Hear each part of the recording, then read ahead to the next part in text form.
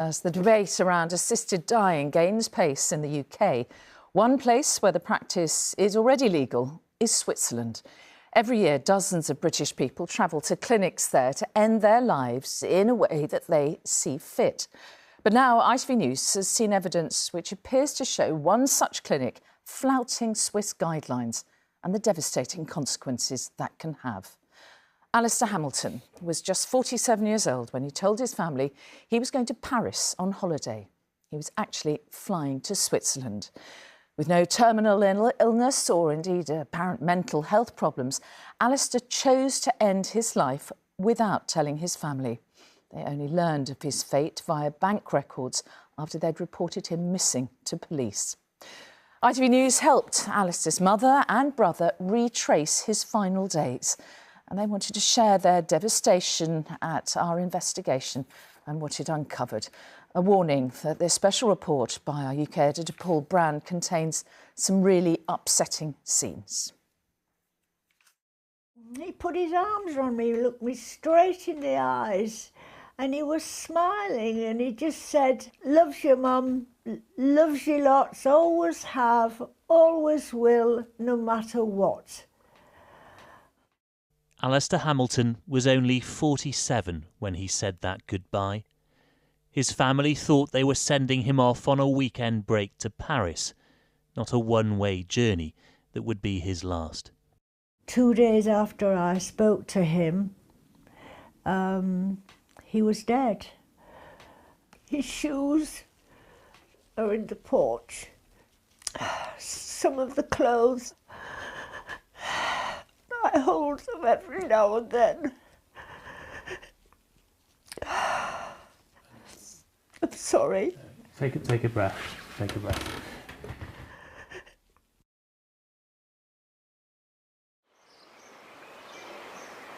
The very last of Alistair's belongings are still somewhere here in Switzerland. This is the journey he really took last August. Wonder what he was thinking. Let's hope he was happy. His mother and his brother Bradley wanted us to travel with them to investigate how a chemistry teacher with no terminal illness could make this trip. Alistair's final night was spent here just outside Basel. That statue with the angel, can you see the wings, look? I can, yeah. I can. The next morning, his fate had been decided by this 2-page application, sent to a Swiss clinic called Pegasos. Confined to 300-word answers, Alistair complained of a stomach problem that left him with pain, fatigue and discomfort and had devastated his life. But he admitted there is no current definitive medical explanation, nor did he have a diagnosed mental illness. He said his family were not currently aware that he decided to die. They did know he'd been losing weight and feeling low and were trying to get him a diagnosis, but never expected him to make this final 5-minute journey. God. This is it. Months of investigating his movements led us here. Bank records show Alistair paid £11,000 to die next to this asphalt factory. Come on. It's like a semi-industrial park, isn't it?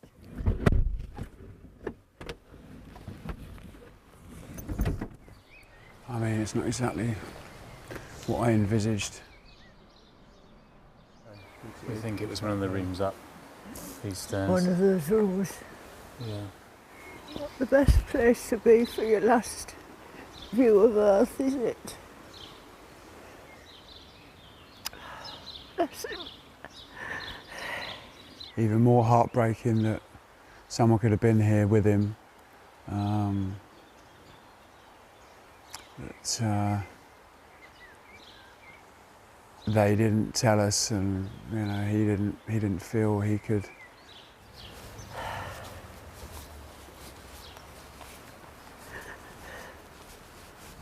I just keep saying to myself, oh, Alistair.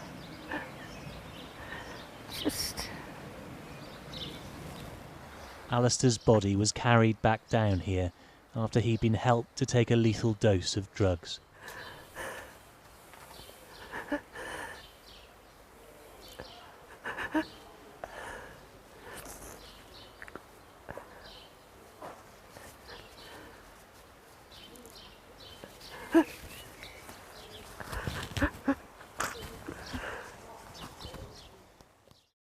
In the following days, his family reported him missing. Police helped discover he'd visited Pegasos. And Alistair's brothers begged the clinic for information in email after email, until weeks later his mother received his ashes in the post. The family have never been granted a meeting with Pegasos until now. Hey Bradley, you're right. Hey, Do you mind if I come in for a minute? Yeah, of course, yeah. In the past hour, they've just come back and said they will meet with you face to face. Whichever doctor signed him off as having an untenable existence, I think there's questions to be asked. Pegasos won't answer them on camera, but we've been allowed to film the family's arrival at an anonymous office where they were kept waiting.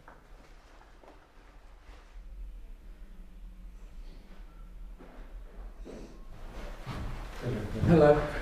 Sean Davison was the first to arrive. He works for a separate international organisation advocating for assisted dying and was the last person Alistair spoke to before he died. You would have known that his family didn't know. He said he did tell them, but they didn't want to talk about it, yeah. And you didn't think it was odd that they didn't travel with him, or...? He said they didn't support him, yeah. So at that point, do you appoint yourself as a better judge of his mindset than his own family? I didn't know they weren't coming until the very end. I had nothing to do with it, I was only his friend. He even phoned me from his deathbed and said, Sean, I'm just so grateful to have had a friend to talk to the end. You could have dissuaded him at that moment. I tried. Every time I spoke to him, I said, you're a handsome man, you've got such a life ahead of you. I really pleaded with him. I would never encourage anybody to end their life. We were then ushered out before a representative from Pegasos was brought in. He told the family the organisation doesn't believe in Swiss medical guidelines surrounding assisted death, which aren't enforceable under the law. But he did apologise to the family for Alistair's case.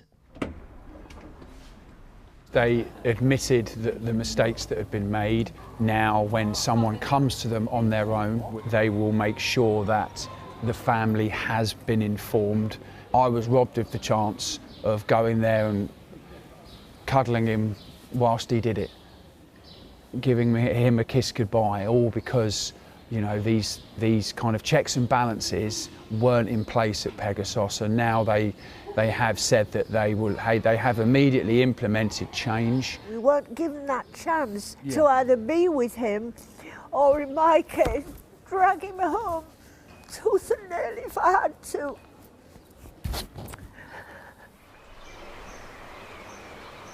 Alistair's family do agree with Switzerland giving people a good death, but not at the expense of a good life, which they believe he was still capable of living. Oh, Paul, I mean, what a heartbreaking story. It must have been incredibly difficult for the family to go back and see the place where he died. It was, Mary, and we've spent a lot of time making sure they were absolutely certain they wanted to make public what is obviously a very private and painful experience for them. But in doing so, they've achieved what they set out to achieve, at least partly, which is change. Pegasos have now said they will change some of their procedures, and they've reiterated in a statement to us tonight that they apologise to the family. They insist they do always abide by Swiss law, but as I said in my report, not by the more specific guidelines, which aren't legally binding. They say they don't really believe in those guidelines. Other more famous clinics like Dignitas, for example, do seem to abide far more closely to those guidelines. And the reason those guidelines matter isn't just because we believe around 30 Brits a year are travelling to Pegasos to take their own lives, but because that discussion discussion is being had here now too. Bills have already been introduced on the Isle of Man, on Jersey, in Scotland too. A bill will almost certainly be introduced that will affect England and Wales after the next election, potentially legalising assisted dying. Making assisted dying legal is one thing, making it safe though is quite another, and ensuring that other families like the Hamiltons aren't subject to that kind of trauma.